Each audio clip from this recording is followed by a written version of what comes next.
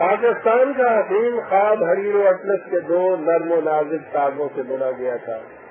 ایک یہ کہ مسلمان ایمان کے اشتراک کی بنیادوں پر غیر مسلموں سے الگ قوم ہے، اور دوسرا یہ کہ پاکستان ایک اسلامی مملکت ہوگی جس کا بنیادی دستور خدا کی عظیم کتاب قرآن کریم ہوگا. اب یہ دیکھیے کہ ہم نے اس تانے بانے کے ساتھ کیا کیا اور اس کا نتیجہ کیا نکلا.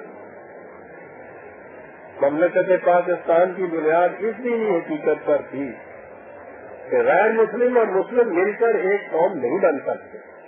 قائد اعظم تشکیل پاکستان کے بعد صرف ایک برس تک زندہ رہے، اور وہ بھی سدھا قسم کے مسائل و مشکلات میں گھرے ہوئے اور بوڑھے منہ عوارض کا شکار. ان کی وفات کے بعد دنیا یہ دیکھ کر محض حیرت رہ گئی کہ خود حکومت پاکستان نے اپنی مملکت کے اس بنیادی ستون کو اپنے ہاتھوں سے ڈھا دیا، اور وہ اس طرح کہ انہوں نے اس مملکت کی حدود کے اندر بسنے والے مسلمان اور غیر مسلمانوں کو اشتراک وطن کی بنا پر ایک قوم تسلیم کر دیا. پہلا ستون ہے وطن. اس سے اس مملکت نے خود اسلام کے ایک بنیادی اصول سے جس طرح انحراف کیا اسے تو چھوڑیے. دیکھیے یہ کہ اس سے اس کی سیاست پر کیا اثر پڑا. مشرقی پاکستان میں ہندوؤں کی آبادی کم و بیش 1.5 کروڑ تھی. وہ ایک خاص منصوبہ کے تحت نہیں رہ گئے، ہندوستان کی طرف منتقل نہیں ہوئے. اس کا ایک نتیجہ تو یہ نکلا کہ انہوں نے وہاں کے مسلمان بنگالیوں کے ذہن میں یہ خیال ابھارنا شروع کیا. بات آپ سمجھ گئے ہیں، وہاں کی مسلمان آبادی اگر وہ الگ قوم شمار کی جاتی یہاں کے مسلمانوں کے ساتھ مل کر، پھر یہ سوال نہ پیدا ہوتا. وہ 1.5 کروڑ ہندو خاص طور پہ وہاں رہا، اور وہاں رہ کے انہوں نے کہا کہ یہ اور بنگال کا مسلمان دونوں مل کر ایک قوم جب بنتے ہیں تو اب اس مشرقی بنگال میں یہ مشترکہ آبادی جو تھی، یہ مشترکہ آبادی مغربی پاکستان کے مسلمانوں کے مقابلے میں اکثریت میں آ گئی. اکثریت میں آئی اس 1.5 کروڑ آبادی جو ہندوؤں کی تھی اس سے ساتھ ملا کر. اور فرمایا آپ نے یہ چیز، یعنی اسلام سے ہی انحراف نہیں ہوا، آپ کی سیاست پر اس کو کتنا گہرا اثر پڑا. تو انہوں نے مسلمان بنگالیوں کے ذہن میں یہ خیال ابھارنا شروع کر دیا ان 1.5 کروڑ ہندوؤں نے کہ تمہاری آبادی مغربی پاکستان کی آبادی کے مقابلے میں زیادہ ہے، لہذا جمہوریت کی روح سے مملکت پاکستانیہ کی زبان اقتدار تمہارے ہاتھ میں ہونی چاہیے. اکثریت اور اقلیت کا یہ سوال بجائے ایک نظریہ پاکستان یا اسلام کے تصور کے خلاف ہے. جب کم از کم ایک ملک میں رہنے والے تمام مسلمان ایک قوم یعنی امت واحدہ ہو تو ان کے اندر اکثریت اور اقلیت کا سوال کیا؟ یہ بڑی غور طلب چیز. یہ تفریقی لعنت تو مغربی نظام جمہوریت کی پیدا کرتا ہے جس میں قوم سیاسی پارٹیوں میں بڑھ جاتی ہے، اور جو پارٹی کسی طرح ابدی اکثریت حاصل کر لے زمانہ اقتدار اس کے ہاتھ میں آ جاتی ہے، اور دوسری پارٹیوں کو اس کا حق دے دیا جاتا ہے کہ وہ اس پارٹی کے خلاف ایجیٹیشن کرتی رہے، اور یوں قوم کے انتشار اور خلفشار اور فساد کے جراثیم پرورش پاتے رہے. اس مقام پر میں آپ کی توجہ ایک اور دلچسپ حقیقت کی طرف مبذول کرانا چاہتا ہوں. انگلستان میں جمہوری نظام رائج ہے، وہاں اکثریت اور اقلیت کا سوال ایوان پارلیمان کے اندر تک محدود ہے. ملک میں مذہب کی بنیادوں پر اکثریت اور اقلیت کا کوئی سوال نہیں، وہ سب ایک ہی قوم کے افراد ہیں. جمہوری نظام بھارت میں بھی رائج ہے، لیکن وہاں ایک اکثریت اقلیت پارلیمان کے اندر ہے اور دوسری اکثریت اقلیت عام ملک کے اندر، یعنی ہندو اکثریت اور وہاں غیر ہندو مسلمان عیسائی وغیرہ اقلیت ہے.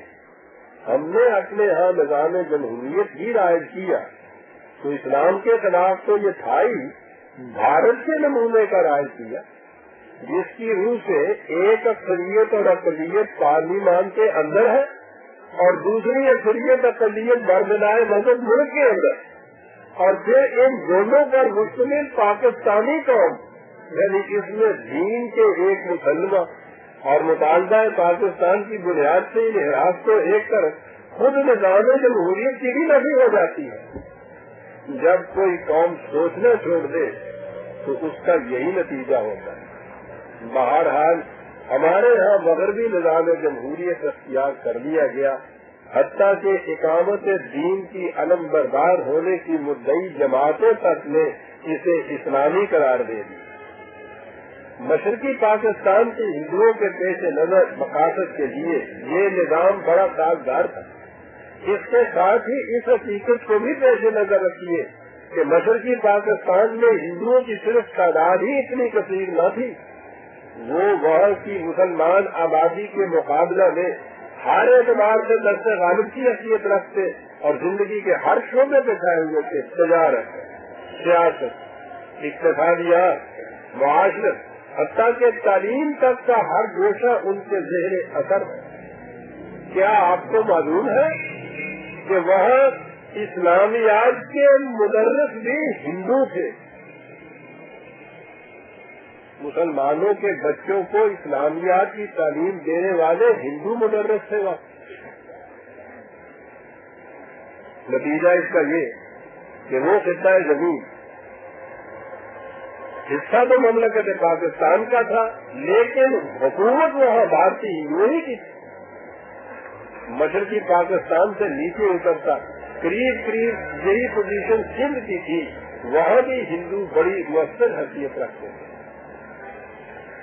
अंग्रेज के जमाने में सारे हिंदुस्तान का निजाम यक हुकूमती था, जिसमें इक़्तिदार का सरचश्मा मरकजी हुकूमत थी। इंतजामी सहूलतों के पेश नजर मुल्क को जिलों, कमिश्नरियों और सूबों में तकसीम कर रखा था। उस वक्त सूबों की हैसियत इससे ज्यादा कुछ नहीं थी। पाकिस्तान में बदकिस्मती से ऐसी सजा पैदा कर दी गई जिसमें मुख्तलिफ सूबों ने अपने आप को अलग अलग हुकूमतें समझना शुरू कर दी। हुकूमतें ही नहीं बल्कि अलग अलग कौमियतें। इस एसार के आसार अव्वलन मशरकी पाकिस्तान में पैदा होने शुरू हुए और इतनी जल्दी कि वहाँ जुबान के इख्तलाफ की आड़ में बंगालियों और गैर बंगालियों में फसादात शुरू हो गए। हालात ऐसी नजाकत अख्तियार कर गए कि खुद कायद आजम को वहाँ जाना पड़ा। ये शुरू 1948 की बात। वहाँ वो करीब 9 दिन ठहरे और वापसी पर उन्होंने वहाँ के रहने वालों के नाम रेडियो से एक अलविदाई पैगाम नशर किया, जिसके दौरान फरमाया कि पाकिस्तान मुस्लिम कौमियत की वहदत का मज़हर है और इसे ऐसा ही रहना चाहिए। हमें हकीकी मुसलमान होने की हैसियत से इस वहदत का पूरा पूरा तहफ़्फ़ुज़ करना चाहिए। अगर हमने अपने आप को अव्वलन बंगाली, पंजाबी, सिंधी वगैरह की हैसियत से समझना शुरू कर दिया और मुसलमान और पाकिस्तानी होने की हैसियत महज इत्तेफाकिया तस्वर कर दी गई, तो फिर पाकिस्तान के टुकड़े टुकड़े हो जाएंगे। ये न समझिए कि ये कोई बईद प्रयास और नाकाबिले फहम सा मसला है। हमारे दुश्मनों को इसके इम्कान का अच्छी तरह अंदाजा है और उन्होंने अभी से इसके लिए बसात बसानी शुरू कर दी है। मैं आपसे साफ साफ बात करना चाहता हूँ। जरा सोचिए कि जब सियासी एजेंसियां और हिंदू प्रेस, जिसने तश्कील पाकिस्तान की इंतहाई मुखालफत की थी, मशरकी बंगाल के मुसलमानों के मजलूम मुनसिफाना हकूक का दर्द दिल में लेकर उठे